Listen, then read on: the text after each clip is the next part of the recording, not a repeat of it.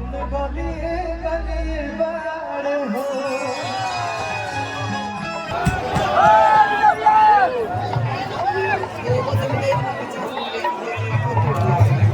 अरे भैया हटा मोबाइल पहले भैया देखी विजय भैया हम रोज बोला था भैया के बारे में रोज गुण गावत नहीं सामने तू दूर नहीं बोला 2 लाख पहले तू कोई हम 2 लाख नहीं है का भैया तो इसी साल तक ला ली दोनों हाथ उठा के पहले बोले के बाद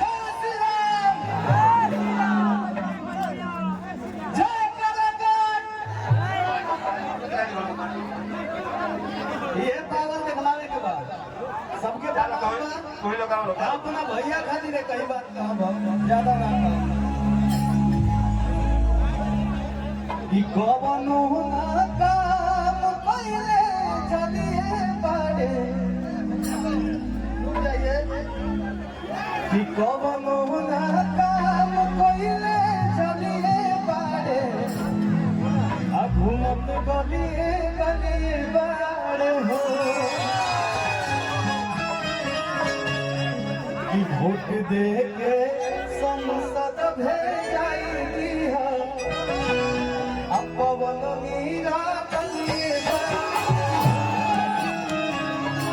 कि वोट दे के बिजाई बनैया भैया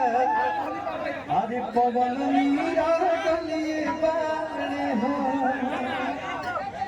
और कहे के बाद अरे अंगनवा आई रे अरे कोइले अंगनवा आई रे ए भैया कल ये ना म्यूजिशियन से कनेक्ट हो गया भैया हाँ एक और बोला दी भाई कौन दिया छोटे एकदम एकदम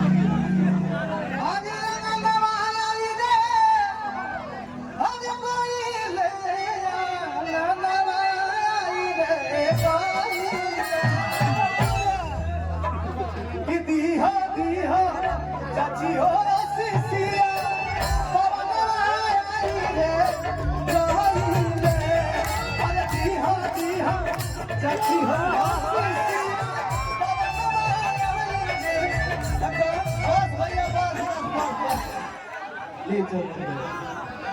ये बड़ी विजय बना देने के बाद